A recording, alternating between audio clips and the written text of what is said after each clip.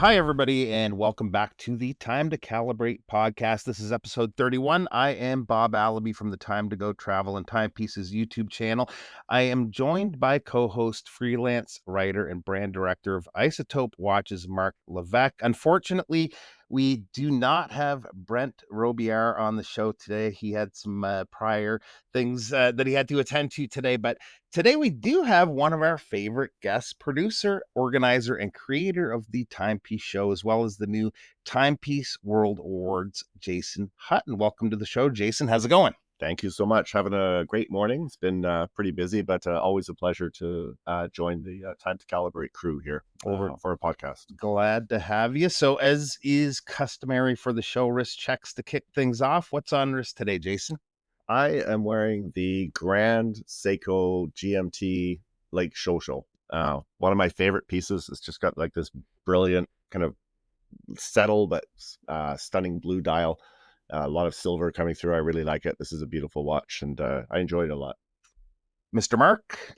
Yeah, Jason, very cool watch. When you had popped by my house earlier this week to pick up a watch for the award show, and you were wearing an Omega chronograph, and Yes. we were all talking. My wife was there, and I never got around to asking you about it, but that was a pretty cool, rarely seen Panda dialed automatic Speedmaster. I really liked it. Thank you. It's a very cool watch. Yeah. So I've got on wrist, I figured I might as well represent at some point on this show. I'm wearing an Isotope Flyway. It is the Purple Air, which Bob photographed for us and did a great job. Gorgeous watch. I'm not used to wearing something this small. And, you know, I just had my Omega Speedmaster Solar Impulse, which is a 44 millimeter on before this. And it's just the size contrast is unbelievable. But it's a fun watch to wear. I love it. But it doesn't wear necessarily small, though. No, it doesn't. It doesn't. I think it's a 36 millimeter, but it just doesn't feel it. I don't know what it is about that. Yeah, it's the way the lugs are and the way the first link that catches the case, it's the same width. Mm-hmm. So it kind of gives us a little more presence. But just to give you an idea, I know this is an audio only podcast, but look at the size difference between these two guys. Wow. Yeah. Crazy. But the Flyway is heavier because it's steel and the other one's titanium. So Mark's holding up his new Speedy he picked up a couple of weeks ago. It's like a dinner plate and a saucer. Yeah, exactly. A coffee saucer and a dinner plate. Yeah. What about you, Bob? What do you got? Well, today I am wearing a watch that I just arrived here the other day from you, actually, Mark. This is the Sartori Biard. It's the SB04, I think. Yeah. Tantalum. I have two versions of the watch, this and the Ruby, and Mark and I are collaborating actually on an article for the Calibrated Wrist. Mark's doing the writing and I'll be doing the photography for that. And we're going to probably make this a thing and actually do this going forward. There's another watch coming in soon. We were just talking about this morning that we're going to work on as well. But yeah, this is an absolute beautiful, beautiful watch. I can't wait to get it in front of the camera, which I might do a little later on today. Yeah. She's got a lot of polished surfaces and little angles and things. It's going to be a tricky one to really capture. Yeah, the tricky ones are kind of fun, though. I like a bit of a challenge. Yeah. So now most people listening will know Jason, but for those that don't, Jason started in the industry by releasing his own brand, Zenea Watches, last year after a huge amount of work. He organized and produced the first ever Toronto Timepiece Show. It was a huge success, and as was his second show, the Vancouver Timepiece Show last fall. This year running separately, but alongside the Toronto show, Jason has now added producer of the Timepiece World Awards to his resume, which is something we're all really looking forward to. We'll talk more on that here today, but we also have a massive announcement for the listeners from Jason. So a lot to get into today. Yeah, just one small little correction. And the Vancouver Timepiece Show was last spring. Oh, spring. Yeah, my bad. Yeah, it was last spring in April. We've now been doing the podcast for over a year. And in this time, we've only had one repeat guest. We had Jason on 4 times now, counting this one. So I was thinking we should do like Saturday Night Live and have those jackets with the little number on the amount of times you've been on, like Steve Martin and Martin Short and Alec Baldwin and Christopher Walken wear when they come on the show repeatedly. So it might not be a suit jacket. Maybe we'll get you a T-shirt. And every time you show up, we'll have our logo, number 5 and then number 6. And I'll wear the shirt. I'm a T-shirt guy. I like it. So I can do I'll do like a Saturday Night Live, like, live from Burlington, Ontario. Yeah, exactly. Live from Canada. To calibrate. Yeah. How does it feel to be our first 4-time guest? It's unique, I guess. I don't know. You getting more comfortable? Yeah, well, I actually enjoy being on podcasts quite a bit. I find for me, You're on other podcasts? I am, not You're many. not allowed. This is forbidden. Yeah, but I get a very, as opposed to video where you're kind of looking at the camera, I find with the podcast, you kind of, for me at least, I internalize. So I kind of get into like just my mind and I just speak. And I find it actually very relaxing and easy to do. So I quite like chatting on podcasts. And I think there's some great questions and just gets into great dialogue. So it's been a lot of fun. And I talk with I know Brent's not here today, but I talk with all three of you on a regular basis as well. So I feel very much like I'm not just a guest on a podcast, but, you know, it's a group of friends all chatting and talking about what's going on in the world of watches. So I enjoy that tremendously. Absolutely. And at this point, you're just a fourth host. Yeah, pretty much. Maybe I don't have to do any of the tech work though. Thank goodness. So it is that time of year again. The Toronto show is just around the corner and it's become a highlight of the year for us and a lot of brands and enthusiasts. This year, there are quite a few new brands coming to the show, and it will also be a first for many enthusiasts. Maybe we can start by letting them and even people back at the show for the second time know what to expect when it comes to the show, to where the show is being held, the venue. Yeah, we've got a new venue this year. Actually, last year, based on just from a kind of a backstory, actually months before I ran the first show in Toronto, I already knew based on the demand and excitement around the show that I was going to need a larger venue for next year. So I actually booked the new venue months before I even ran the first Toronto show. So that was a little scary as well, because there was a certain element of faith, like believing that we're going to grow and we're going to continue to grow. But this year we are at it's called the Meridian Arts Center. So this is at 5040 Yonge Street in Toronto. It's an absolutely incredible venue. The building was built around 1991, 1992. There's abundance of natural light. They have a huge lobby area, so an upper and lower lobby. The total facility is like 55,000 square feet. It is absolutely massive. The exhibit areas are a little less than that, but it's still a really, really good venue. There's lots of things around it. So I'm just super excited for the new venue. I feel like this is a place we're going to stay for a long time. I've already booked for next year at the same venue. I think people who came to the show last year, I know it was an amazing experience. This new venue and based on the size and the brands who are coming, I think it's just going to be a level up, and people are going to, I believe they're going to love it. They've been a really good group to work with there, and so excited to have this iteration of the show take place. Awesome. I can't wait to see it. I was supposed to go a couple of different times to sort of preview the venue with you, and it just didn't work out. So I'm looking forward to seeing it in person on Friday. I'll be there early with the help of setting up and the labor work as per usual. Bob will actually see it even a couple of days before that, because I'm utilizing his pickup truck to help move a bunch of items.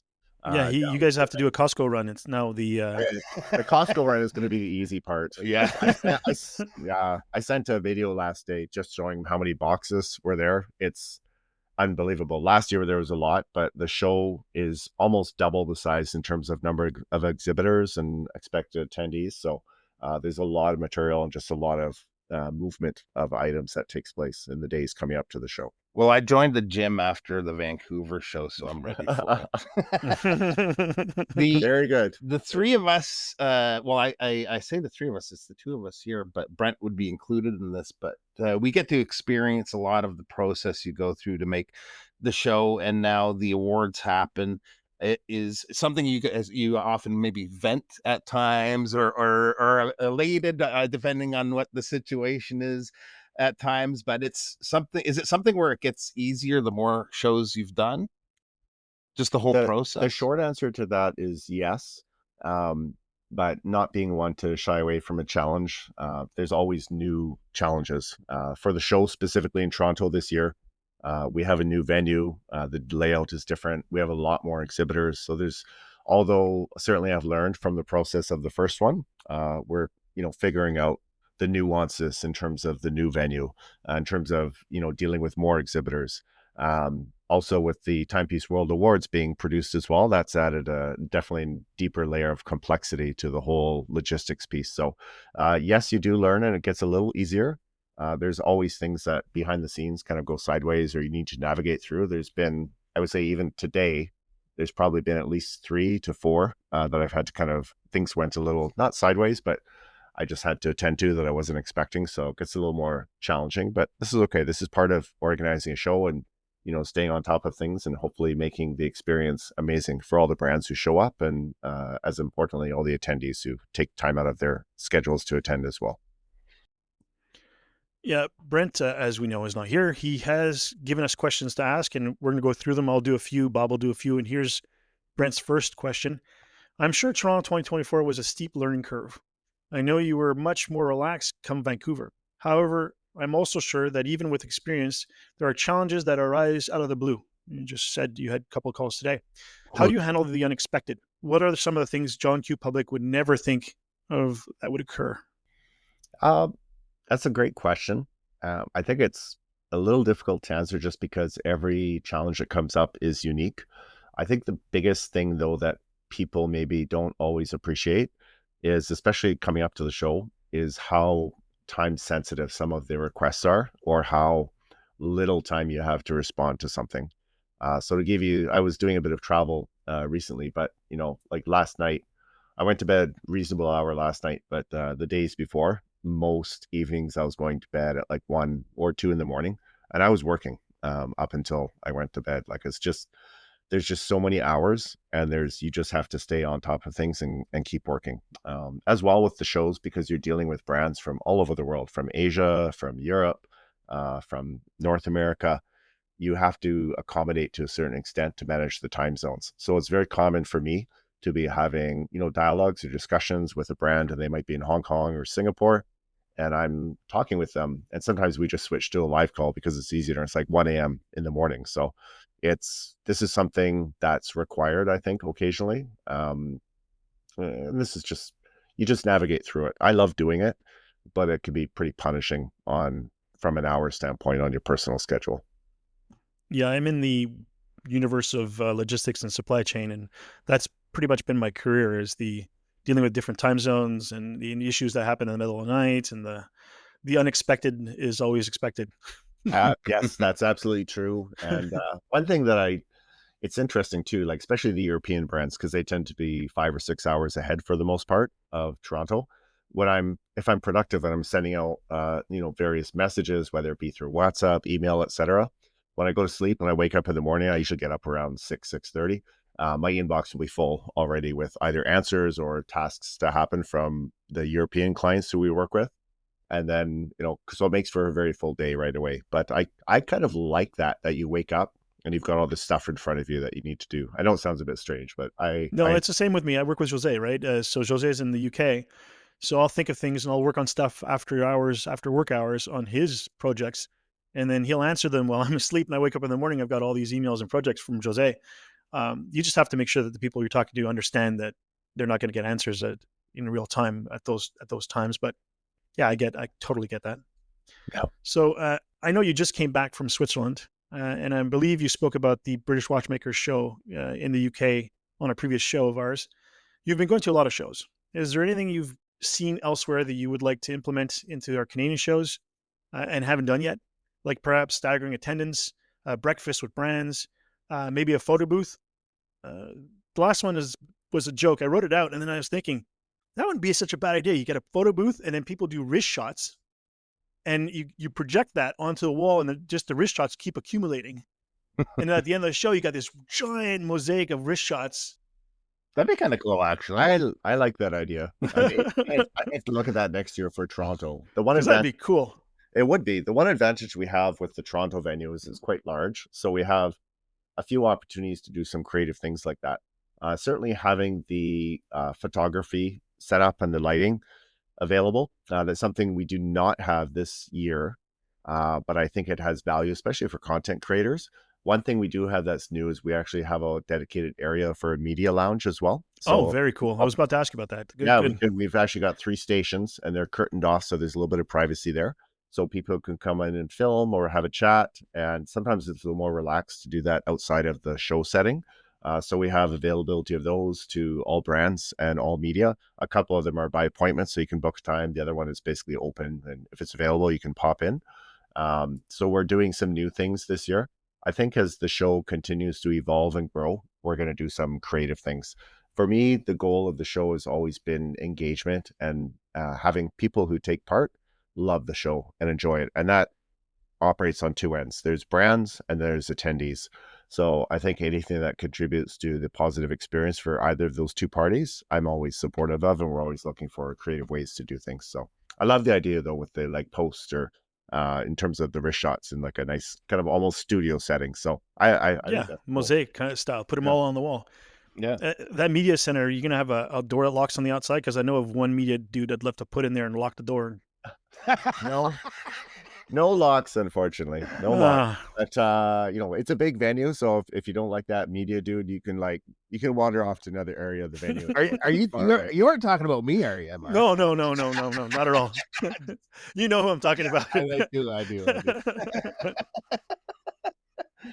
So here's another one from Brent. I wish I could do. I wish I was better at impersonations, but I'm not. I was trying all day. No, I just can't do Brent. So this is from Brent. Let's talk a little more about the shows you attend overseas. Of course, you go there partly as an enthusiast, but it's also been a key manner for you to reach out to new brands and consolidate relationships. Tell us why you go through the extra expense and trouble. What do you achieve at these shows that cannot be achieved in an email or a phone call? I think he's almost already answered the question. The engagement that you have with someone face to face or in person is usually very different. I rarely see other show organizers head out to shows in different parts of the world to connect with brands. The majority stay home. There are some that do it, but for the most part, people don't do it. I think brands appreciate the effort and the time that you take to meet somebody in person. And I think there's two things that are very valuable for me and my perspective and my respective business. One, for existing clients, it's always amazing to see them and you can chat, you can connect. A lot of good things happen when you're there in person. I think certainly being at these other venues or shows, it gives you ideas and inspires you about how to become better, how to engage people more effectively. And the other part is when someone's at the show and they have not met you before, or you've been trying to connect with them, the experience is very different when you're in person. Mm-hmm. I find particularly with European brands, if you have that dialogue or engagement in person, it just makes a lot of difference. So this is how relationships are built. And some people that I speak to are very interested about the shows right out of the gate or different things I might be working on. Other ones take time to warm up to it. But when they warm up, it's because they get to know you as a person. They've gotten to hear other things about the shows, what went well, what other brands speak about, what their experience was like. So I find this is very valuable. And as a watch enthusiast, I love traveling to these locations and connecting with people as well. And it can be a bit punishing on schedule, but it's so enjoyable. And I'm not going to change that. I'll certainly continue to do that and go to different locations. I find it's incredibly high value for the business, but also for myself personally. So now that since you've attended so many shows, this kind of goes along with what I was about to ask. The first show I ever attended was in New York back in 2018, and it was a little overwhelming. It was a lot of fun, but there was just so much to take in. Do you have any tips for first-time attendees on how to get the most out of the show? I think it depends on what show you're going to. If you're an attendee and let's say for your show in particular, let's talk about Toronto as an example. This year is going to be much larger. We have approximately 80 brands that are taking part in the show. Some people just have a few hours or they have a ticket for one day, and that's the only day they're going to come. I always encourage people to explore because there's so many amazing, amazing brands. But I think coming in with a bit of a plan in terms of these are the 4 or 5 or 6 brands that I really want to see. If you do a bit of research, that's very helpful. If you look at the website for the Timepiece shows, so timepieceshow.com is where it is, and you click on Toronto, it'll list out all the brands that are there, and you'll see some that you recognize, but it'll give you an opportunity to do a bit of research and kind of make the most of your time.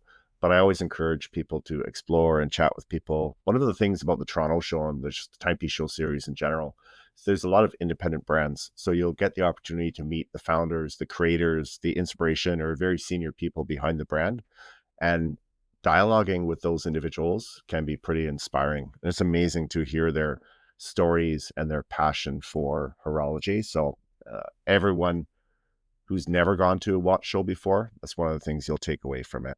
And if you've a more of a seasoned veteran and you've been to these shows, same advice applies, but you know the excitement that can be created around these shows. And it's so easy for me, I find it so easy to lose like an hour just talking with one brand owner. Like if you're capable of coming both days, I would highly suggest that. I would suggest it too. The one advantage this year with Toronto, because the venue is much, much larger, although we've had more ticket registrations than we did last year, we haven't felt the need to like close it off. So it's going to allow people to get in. So there's huge, we've registered well over 5,000 tickets, and we've still got about another week to go. So we're going to have a lot of people at this show.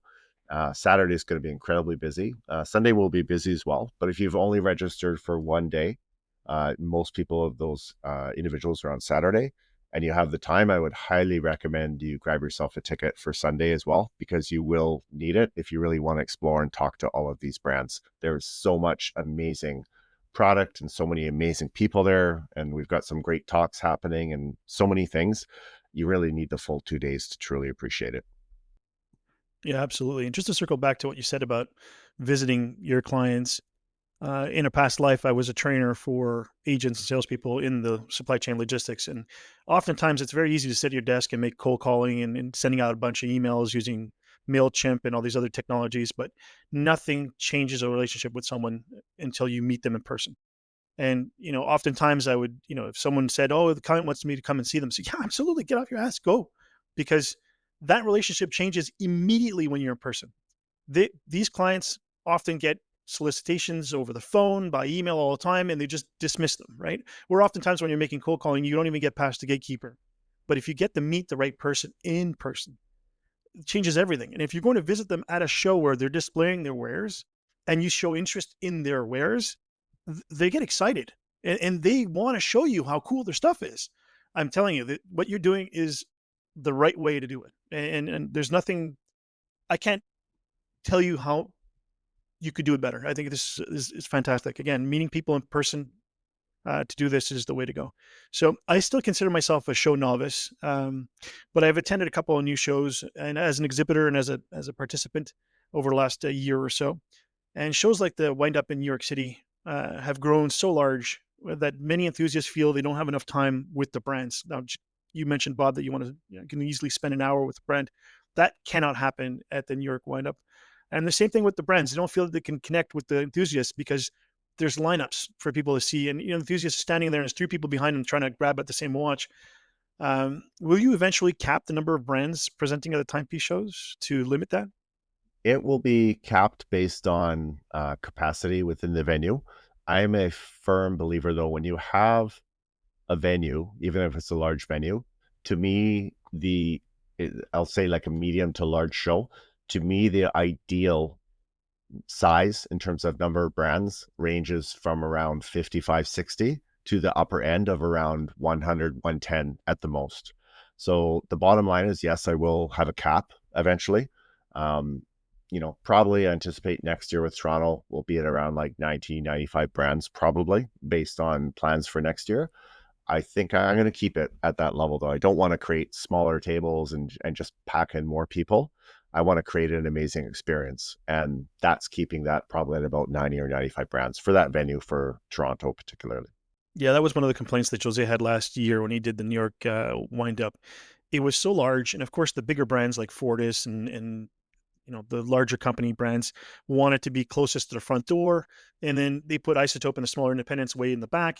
And it would happen, people would show up and eventually make their way to Isotope and say, oh my God, I wish I knew you were here. I spent all my money behind me. You know what I mean? And it was just a lot of brands. I think they had 150 brands last year in New York, and it was on 2 or 3 levels, and it was quite the according to Jose and according to other people I've spoken to as well, it was a bit of a mess, and it's also quite expensive. But that's a side note. Speaking of wind up, a lot of non-participating brands are banding together to create smaller shows right around the corner of wind up. Would you be open to other companies, other brands running concurrent little timepiece shows around yours? I think it's like to do in Geneva. I think it's something that's a natural progression. When I look, and this is always the design from day one, when I wanted to grow what was happening during the show weekend for Toronto, I think as you grow the shows are pretty affordable for brands for the most part. But again, everybody's got different needs. So I'm sure there'll be more events that will kind of start to take place. There's a number already. Brands do small meetups or gatherings, like Red Bar has a group, I think there's 4 brands or 5 brands doing a special Red Bar meetup the day before the show starts. There's always things like this. So, I don't control those per se. Sometimes I become aware of them. They either let me know or I just see them on social media. So I think it's a good thing. It helps overall for the city. So obviously the shows are very expensive and they take a lot of effort to put on. So I would hope that brands would continue to support the shows as much as possible. But again, to me, it's about creating an amazing weekend in the city, not just an amazing Toronto Timepiece show. So that's how I kind of approach and take a look at things. So Brent's next question is kind of similar to this one that you just asked, but I'll ask it anyway. Watches and Wonders is the biggest watch show on the planet right now. Participating brands pay a lot of money to be there, but like what might happen in New York this year, many side shows have also arisen. Time to Watches is the biggest, but there's also Les Vergers. I'm not sure if I'm pronouncing that right. I'm French and I can't pronounce that, so don't worry about it. The Beau Rivage, the East West, the Hotel Angleterre, and more. Rolex called the other shows pirates, but I'm in the mind, Brent speaking here, that a rising tide lifts all ships. What do you think? I would agree. I mean, I don't think I hide that sentiment for myself. I was in Geneva that year for my first Watches and Wonders when that comment came out, and a lot of people were talking about it. People still talk about it. I think there's a place to have it. It's very interesting in Geneva because when you go there, it's really the one of the watchmaking centers of the world. And the atmosphere at Watches and Wonders is a little different than Geneva Watch Week, which tends to be a little more relaxed. And Geneva Watch Week, by design, everything is more or less spread out. Whereas Watches and Wonders, there tends to be these hot spots like the Pal Expo and other areas as well. So I think it does help the industry as a whole. Anytime situation gets in, though, where something is not directly benefiting one particular group, especially if they're the larger group, it can cause contention. So, but I'm in agreement with Brent. I think the rising tide raises all ships, if you want to use that statement. I think it's just good to help grow the industry as a whole. This helps everybody perform more effectively, and I'll always be supportive of that. This is how the timepiece shows are designed, to really help everybody be accessible, not only for brands to exhibit, but for attendees to come as well. There's a reason why I make the tickets free. I was at a recent watch meetup a few months ago, and there was a watch enthusiast, and he was speaking to me about the shows. And he was very pointed with his opinion. And he said, I don't understand why you're not charging for tickets. You should be charging for tickets. Everybody would pay and you make more money. And for me, though, that goes against a little bit about what I want to try and do with the shows. I want to make it accessible. I want people to come, even if there's a passing interest in watches, but they want to explore, come to the show and experience it and talk to these brands. And, this is how we bring new enthusiasts into the industry. I think it's very important. And keeping those barriers low is incredibly important to make sure that happens. So, and I'm very happy with how the Timepiece Show series has progressed. And it's really become an anchor point, at least in the Canadian market space. And I'd say that spills over a bit into the East Coast of the US as well, as great anchor points for growth to be happening within the market space. And a lot of good things have come around as a result of the shows. And I'm very, very happy about that. It pleases me to see that. Yeah, that's a great stance. I know that there's a fee for British Watchmakers Day in the UK. That is a one-day show. And the amount that they charge, I think it's £10. It's not a lot. And that money goes towards the British Alliance of Watchmakers, which, helps all the little brands and big brands together. I think it's a worthwhile charge, and it's a more niche. It's only British, UK brands, not British, UK brands, because I think Scottish brands are in there too, and Irish brands. Mhm. So, I get that. And I think they want to limit also the amount of people that show up, because it's a one-day show. So they do a morning ticket event and then an afternoon ticket event, whereas the Toronto Timepiece Show is literally 3 days. You got the creators event on the Friday evening, and then you got 2 full days on Saturday and Sunday. So, the crowds can come in and spread around. If the lineup's a little long, go have a burger somewhere, come back, or have a coffee. And, but from last year's experience, I don't know if you remember, I was worried about lineups and, waiting times at tables and so forth. And those fears were assuaded when we opened the show. There were a lot of people, but it just flowed so well. So I think it's going to be even better now that the venue is larger and more open. I'm just so excited. I can't wait. So now with 2 shows under your belt and next one right around the corner, what have you learned of the past experiences that will enhance the upcoming show? Oh, I don't think this podcast is long enough to talk about all of that. But hey, we've been going long lately, so you go ahead. Yeah, well, I'll talk about a couple of high level pieces. I think from a logistics standpoint, because the logistics get incredibly complex in terms of making these shows happen. Not only in the supply of elements that I need from a planning and execution of the show, but also organizing and working with brands from around the globe. They have product coming in, they have different needs that are sometimes specific to them, and it's helping to be a supportive partner to assist with that as much as possible. It becomes very complex though, because there's so many last minute issues and things that come up. And, today when I mentioned there was 3 or 4 things that happened, a couple of those are related to brand specific needs, right? And, you learn from that. I think you also learn from attendee experience and brand experience. The good news is last year, people overall were very happy, but you learn how to be more effective and how to make the experience better. And you also learn a bit where, this is worthwhile to invest funds and resources to make this better, or you learn other areas where you say, okay, maybe the funds or the resources doesn't add a lot of value, even though you might think it will. So you become a little bit more effective, I think, at managing your costs, dealing with logistics. I've had the good fortune this year of starting to work with a colleague, Geraldine, who's my event director. So she's working part-time now. That's been a tremendous help. She will be transitioning actually to a full-time role. So I'm going to give her a shout out here because she's just been absolutely exceptional. She's going to help tremendously with helping to keep things on track. And she's very, very detail oriented, which is an area that even though people would say I'm detail oriented, I don't feel I am. And she's a tremendous asset, I believe, going forward. So we're going to shout out Geraldine. Yay! Yeah. Shout out to her. So I gave her a shout out on the Grey NATO podcast, and I'll give a shout out here too. So what podcast? She's never heard of it. Oh yeah. They're a little podcast. You don't know them. So anyways, no, it's but it's just, it's about working with everybody. The community as well, especially around Toronto, has been incredibly supportive. A lot of people just helping to spread the word, ask for if you need extra assistance, can you help out a bit? Or I don't ask them, but they say if you need help. So I always appreciate that as well. It's a big undertaking this year with the show.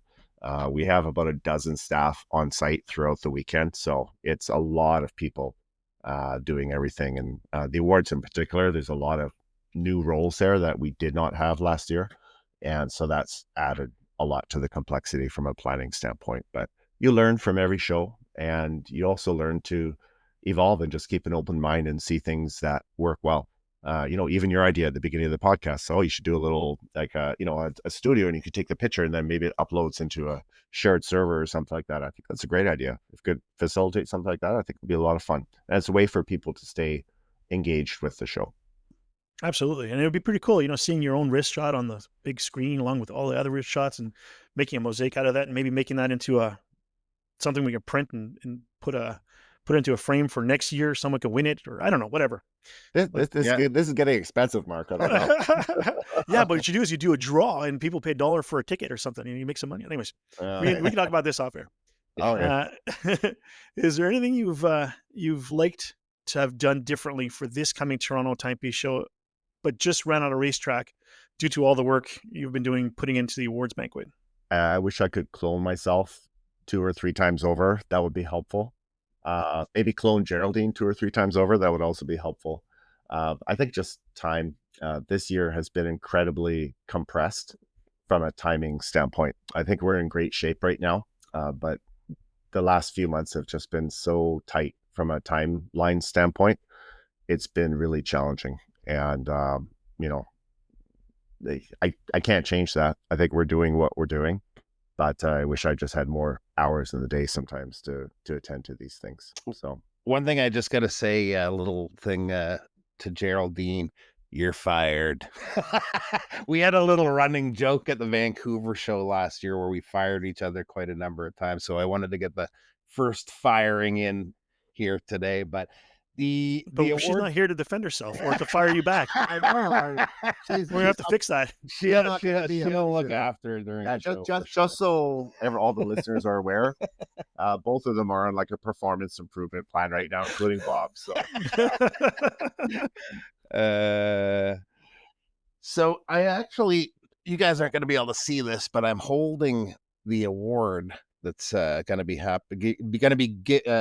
given out this next week. The awards happen on Saturday evening, which is the 21st of this month. They'll be hosted by Canadian comedy legend Colin Mockery. If you're outside of Canada, you'll probably know him from the show Whose Line Is It Anyway? Tell us a little bit about what's happening that evening and also where people that can't attend in person can watch it. Sure, that sounds good. Yeah, we're very excited for the program. As you mentioned, Colin Mockery is the host, and I know he's an amazingly funny individual. And really the whole goal behind the awards ceremony is just to provide a great venue to attract people to Toronto globally. And like the shows, my underlying goal is always to connect people and bring people together. This new awards program really provides that opportunity to do that. We've had an incredible response. Our time frames from when we launched the entry platform to the deadline closing date was incredibly tight. It was only 50 days. We were able to garner about 185 entries, though, from 19 different countries. So I'm very, very happy with that outcome. It was pretty stressful, to be quite candid about it. And about 150 of those were approved. We've got our finalists now, which are listed on timepieceworld.com. And very, very excited for this program. We will be live streaming the program, and we'll have that link within the next couple of days. And I'm going to be sharing it and asking all our committee and jury members to also share it. So if you can't, obviously not everybody is going to be able to attend the awards in person, but for those who want to come and kind of take part in the festivities, it's a really grand venue. We're going to have a very large video screen, behind Colin Mockery and just everybody being involved. It's going to be a lot of fun. There's some incredible brands which have entered and made it to the finalists. It's a real mixture of like artisanal brands, some higher end luxury pieces. There's also some smaller independents in there as well who've made it through the voting into the finalists. So that's kind of wonderful to see. Isotope. Yes, Isotope is part of it. But one of the things I think that's going to be absolutely wonderful, and you'll see in my speech that I'm going to give to the audience at the opening of the ceremony, is really, I wanted to bring people together.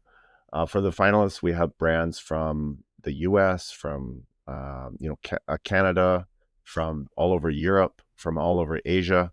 And we have a lot of brand representatives flying in from many, many parts of the world, including coming all the way from Asia to attend this ceremony. They're flying across the world to be at the show and the awards ceremony, basically for 2 days.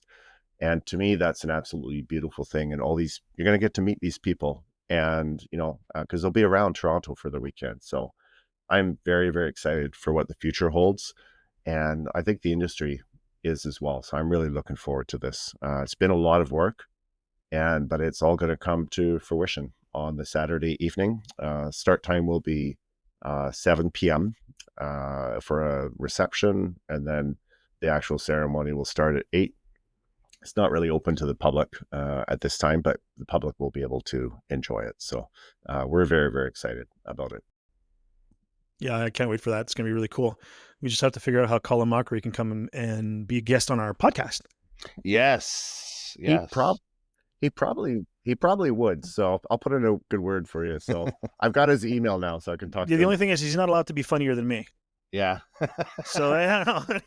I don't know. I don't know what to say to that. So no, it's going to be a really exciting evening. And Yeah, I like him. I love that show. Whose Line Is It Anyways? I don't know if do you guys ever see the episode where uh, uh, Williams there that passed away. What's his name?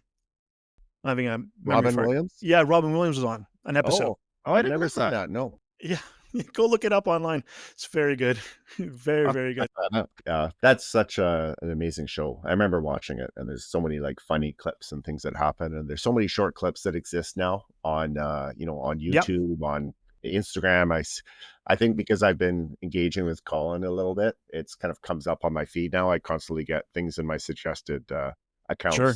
Talk about Whose Line Is It Anyway? Brent and I are going to be presenting one of the awards, and my goal by the end of the award show is to be best friends with Colin Ockery. So don't worry, I'll get him on. I'll give Colin a warning to stay away from you. So yeah, you can't stay away from Bob. Bob is an unstoppable force. Yes. And both Bob and Brent will be presenting the award for the foundation category, which is watches which are 2,500 US or under. So excited to have them as part of the program as well. So most of the jurors, or all of the jurors, and quite a few numbers of the committee members will be present, and they'll be co-presenting the awards for different categories. So very excited about that. Yeah, very, very cool. With the planning and preparation of the Toronto Timepiece Show and the Timepiece World Awards, you mentioned before that you were a bit of on a time crunch. And having been part of the oversight committee, I felt a little bit of that crunch when the entries were coming in. Yes. So next year, you said you're going to start a little earlier. How much earlier do you think you're going to be starting? And do you anticipate more participants for the awards next year? I fully anticipate we're going to get more next year. Part of the challenge this year, as I mentioned, is we just had a very short lead time in terms of runway. The timing is going to be similar, but we'll probably open up the entries. I would anticipate maybe about 4 weeks earlier. So probably like late April, end of May. And that will give more time for brands to enter, and I'll still close them out. I think at the original time frame. This year we closed out the entries at around like July 20th, I believe. I think I'll probably close them out on July 1st or July 2nd this year. So we'll have about an additional month. But I think the important part is the lead up to the awards. We'll have more time to work with the brands and spreading the news and getting people to know about the awards. We had a number of brands that were very, very interested in the awards this year, but they just couldn't do it from a timing standpoint for a number of reasons.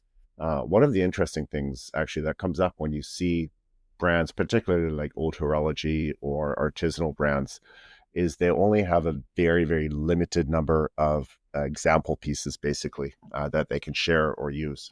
So sometimes it's not the brands themselves, it's actually the watch being available that will dictate what they can participate in and how. So having a little bit more lead time with the dates, I think will help with that.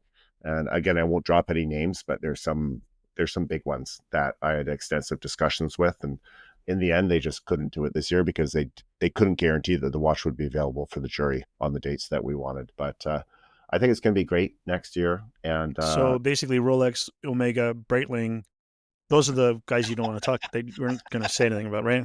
Rolex, no. Rolex has never called me, and I don't think they will. So that's okay. Yeah, but it's some very high-end independent brands. That's cool. And we still have some credible brands as well this year. Like I had the pleasure of meeting some of them recently. So really amazing people. So I love it. And I think it's going to be an incredible platform for the watch community to gather around. Particularly, we don't really have anything like it in North America. So I think it's quite unique in this regard. So I'll be quite happy as we build it out. Yeah. And then next year, this will be a known quantity, right? You'll have something to reference. I hope Just like so. the Toronto Timepiece Show, right? The first show, I was going to say episode. The first show went off without a hitch. It was fantastic. Now it's a known quantity. We had no issues getting brands involved for Vancouver. I think Toronto now is really on the map for that. And now we're going to put them on the map for the awards as well. I say we in the you and your team. I'm working on it, and it's certainly true. Like the very first time I went to Geneva and I was speaking to people about the Toronto show, majority of people had not heard of it, And that was the first introduction they ever had to me or the show in many regards. Now, depending on the type of brand and who I talk to, it's much more common when I drop the name Toronto Timepiece Show, they know of the event and they know who I am, or they've heard things about it, good things. Yeah. And this is tremendously helpful. It gives you a little bit more credibility coming out, and people are like, oh, I'm glad to meet you. And, and they're interested already, which is beautiful. But again, that takes time to build. And just like the show series, the awards will take some time to build as well. But I think it's something that's needed within the market space. And hopefully there's going to be, more attention to it in a good way in the coming years. So I'm excited for what the future holds. Hold on, Bob, 1 second. This question's not on the list there, but when you introduce yourself to a brand that doesn't know who you are, do you say, hi, I'm Mr. Timepiece? I do not. I'm going to get a t-shirt that says that, though, I think. Yeah, Mr. Timepiece. Mr. Timepiece, yeah. So it's actually, that was one of the things in some of my recent trips now, because I'm getting involved in so many different areas within the horology industry. The timepiece shows and the awards are the main ones, of course. And I won't go into it in this podcast, but there's 2 or 3 other areas I'm also involved in. It becomes a bit challenging because you have many things you can kind of speak about. So a lot of it is just when you initially connect with people, getting a kind of sense of what's going to be most meaningful for them, and then just choosing, what you're going to chat about. Usually the shows is the main thing. But again, it depends on the brand, it depends on the context, depends if they know you or not. And but there's many, many things to chat about. So, but I love it. It's a lot of fun. So you've had a very busy, I was going to say couple of weeks, but it's been basically nonstop busy. It is nonstop busy for you, but in the last couple of weeks, you've been prepping for the show, the awards, you've traveled to Switzerland. And when you got back from Switzerland, the very next morning, you made a road trip. That day you got back, and that brings us to the announcement we mentioned earlier. What's the big news? Yeah, so I'll do a lead into where it is, and this is more for the listeners because I know you both know. But I got back from Switzerland at around 8 p.m. on the Sunday night. I hopped in the car the next day at 6 a.m. to drive out to a city to look at a potential show venue for a new city. So I'm very, very pleased to announce the success. The visit was a success, and we found this incredible venue. To the Timepiece Show series, we're going to be adding Montreal, Quebec to the list of shows in Canada. This will be taking place the last weekend of May in 2026. We have an absolutely beautiful venue towards downtown Montreal. It's very central. It's actually an old restored church. It's about the same size as the Vancouver venue, slightly larger. So I couldn't be more excited. I've already been talking to brands about it. I've already got a lot of commitments from brands, and they're super excited to also come and see the Montreal community. So for those of our fans or listeners in Quebec, we're coming to you. You're going to have a Montreal show. So I couldn't be more excited. And I think it's going to be an amazing addition to the Canadian series. So we have Vancouver, Toronto, and Montreal. That's awesome. I've got goosebumps. Too bad Mark can't attend. He'd burst into flames walking into it. Yeah. Oh, come on now.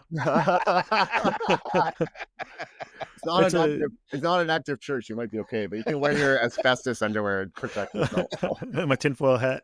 There you go. Yeah, it's a beautiful venue. I saw pictures of it, and it's in Little Burgundy, which is an up-and-coming little part of town right now. Like you said, not far from downtown, easy to get to. This is going to be something else. And I'm super excited. And the one thing that I love about all the venues for the Canadian shows is they're all a little different. They all have their own feel. They all have their own sense of community. But I think the piece that's going to be contiguous throughout all of the 3 venues is that feeling of accessibility, of engagement, keeping things fun and enjoyable. I have no doubt that Montreal, we're going to do the exact same thing. So I'm going to follow the same format. So the Friday night being a creators VIP night, and then 2 full show days on the Saturday and Sunday. So I am super, super excited for Montreal. It will happen May 29th, 30th, and 31st of 2026. That's 1 month after the Vancouver show, which is at the end of April. So mark your calendars, more details to follow. Same sort of format as the other shows, and I think it's going to be an amazing, amazing weekend. So I can't wait. Have you mentioned you got some commitments from brands? Anybody sign on the dotted line yet, or? No, but it's I'd say they're like a verbal handshake. So I suspect we're Love gonna. them verbal handshakes. Yeah, I think we're gonna get a lot of the same brands that you see in Toronto this year. There's actually a lot of brands which are very interested in attending all three shows in 2026. So we're building a good support network, and I'm excited for what the future holds for Canada and the watch community, as well as the Timepiece Show. So it's and the venue is spectacular, and from a logistical standpoint, behind the scenes, it's got all the tools and supports that we need in order to put together an amazing show. So couldn't be happier, and very glad I made the trek out there. But by the time I got home on Tuesday, I was absolutely exhausted because it had been a very, very busy week. Add the jet lag too. Yeah, that too. Do you need any help for talking to local retailers? I know that in Toronto you have Jean Bijou that presents. I know a couple of people here that might be interested in doing something like that. If you need help, we'll talk for sure. I think there's always attractiveness to the venue when there's some local folks. Here in Toronto, we have a couple of retailers taking part this year. It's Jean Bijou, which is the official retailer of the show. We also have Classic Creations, which is an amazing shop as well. They're going to be taking part and representing Doxa. Zin is going to be there as one of their brands, and Nomos Gloshute. So we've got some really cool brands taking part this year. And Sam from Jean Bijou, he's got 10 or 11 brands that he's bringing with him. So there's going to be some really fun stuff. And of course, all the independents and folks like Isotope, Atelier Wen, Fears is here in Toronto again, Christopher Ward, Maurice Lacroix is a new exhibitor this year. We actually have, I'm going to give a special mention as well. There's an amazing watch brand called Awake out of France. And they have actually produced and created a novelty specifically for Toronto and the Canadian market. I purchased one myself. I absolutely loved it. So he'll have some at the show. It's an amazing, amazing timepiece. And it's actually, made for that Canada. leads to a question. For the British Watchmakers Show, a lot of brands made specific watches for that show. At Wind Up, there's always a brand or two that does a release for the timing of that show. Have any other brands like these guys at Wake, have anybody else talked about doing a specific limited edition or a timepiece show run of watches? Awake is the first one to have approached and wanted to do it. I think as the show grows, there will be more brands that just do it. We always have brands which have just recently launched a product, and it might be a day or two before. So it might not be geared specifically for the Toronto show, but it'll be a brand new release. So I think we'll see more of that as time goes on. You and Jose should do it. Yeah, most likely, yeah. But I remember last year, Christopher Ward had released their Lumiere dive watch the week before the show, and they had them with them at the Toronto show. So absolutely, and like even for Vancouver, they released the local, I think, like one day before. Mm-hmm. Yeah, so, that's right. That's right. It was the very first public show where the local had been presented. So I think we'll continue to see this as time goes on, and doing a novelty specific for a show can be fairly expensive, but I think we're going to see more of it going forward. So Brent's got another question here. It says, with Toronto, Vancouver, and now Montreal, do you think you have anything else left in the tank? I mean, I know that there are a lot of other communities out there in Canada and overseas that would love to have a timepiece show come to town. But given your limited time, is there a saturation point? I would say the answer is no, generally. There's a saturation point, certainly for me. But it's our intention still is to grow. We're looking at, I had kind of the capacity this year to choose one additional show. And we were looking at some international locations as well, but ultimately I decided that I wanted to go forward with Montreal. I do have a number of groups who've approached me or I'm in dialogue with, looking and seeking some assistance or wanting to partner to build shows. So those locations are in Europe, those locations are in US, and there's other locations as well. So I do believe that we'll continue to grow over time. It's just a matter of deciding kind of when to go and where, because the most important thing for me is if we commit to going to a city or a new location, is we need to make sure we do it right. This is very important. It's not just about growth, it's about growth and providing something that's of amazing value and an amazing experience for everybody. So, that will be, I guess, the limiting factor is just, can we make it an incredible experience for wherever we choose to go next? And we've got the 3 biggest cities in Canada now covered. So, Next one is probably going to be outside of Canada. I've got a short list for me, but we'll see where. I vote for a beach destination. You know, I'm gonna give you a little insight. There's actually one of the people I'm gonna have some dialogue with, and don't say anything because you could probably figure out who it is. But I already know. Yeah, so do I. I was about to say something about it. Don't say anything yet. But there's actually somebody I'm going to be talking to, and they are kind of a beach kind of destination. So yeah, in March. Possible or February when it's freaking cold out here. February or March. So this may be a possibility as well. Yeah, and we'll see if things work out. But I think it could be a lot of fun for the brands, and I think for people to come. It would be marketed a little differently because it's almost a destination that people would want to go. It's like going for a destination wedding. You go for the wedding, but you hang out for the week and have some fun too. I talked to him in LA about this, and it'd be really cool. He's excited, so we will see. But we're not going to say anything more, just to be fair to him. But this is a real possibility. So now it's easy for me to disappear, go to Toronto for a weekend in the middle of summer, or go to Vancouver in the spring or whatever. If we go to this place in February, I have some family members are going to be pretty pissed with me. Bring them along. This is my advice. Bring them along. Yeah, we'd have to time that. You know, it's every destination has its advantages, and I'm speaking from an attendee standpoint and also exhibitor standpoint.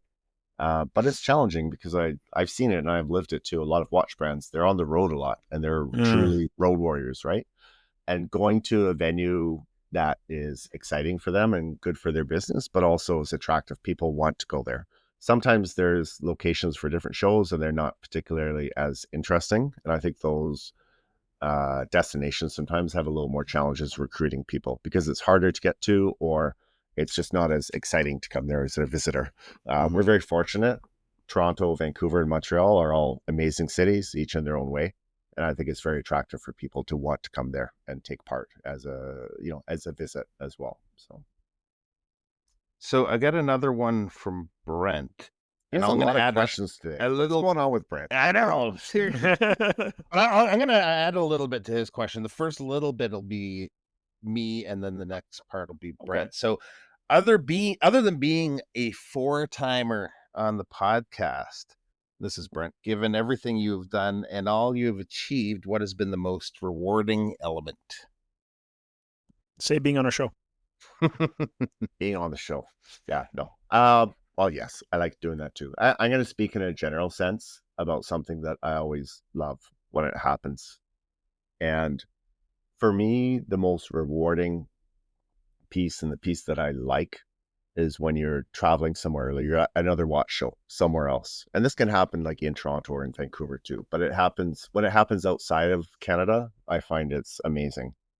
And like on my most recent trip, there was a gentleman from Croatia, and he had heard me. He's like a podcaster and content creator there. And he's been following the Toronto and Vancouver Timepiece Show series. And he's a fan of what we're doing and how we're doing it. And he heard me having a dialogue with another brand, and he stopped me in the hallway afterwards and introduced himself. And he just wanted to say hello and thank me for everything that I was doing and congratulate me on the growth and the success. And I never met him before. I haven't talked to him online, but it's amazing to me that you've had an impact, or you've done something that resonates with someone across the world, and you've never even had the opportunity to meet them before.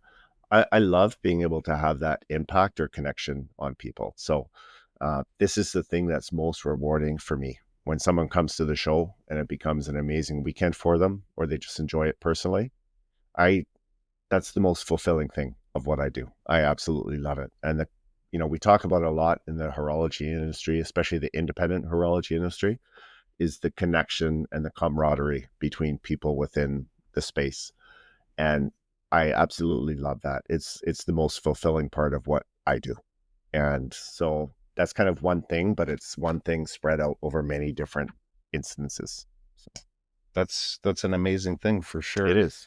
So you're very busy. Obviously, we're a week away from the show, and on behalf of us and the listeners, we are Really appreciate you taking the time today. It's been great chatting, and we'll see you again really soon at the show.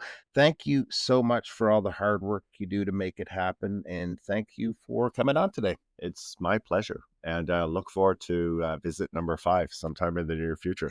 Definitely coming soon. We'll be doing 3 a year now with Montreal. So the Time to Calibrate podcast is out every 2 weeks and can be found wherever you get your podcasts. If you have any questions or comments, please reach out on Instagram or email us directly at timetocalibrate@gmail.com. Until next time, T2C out.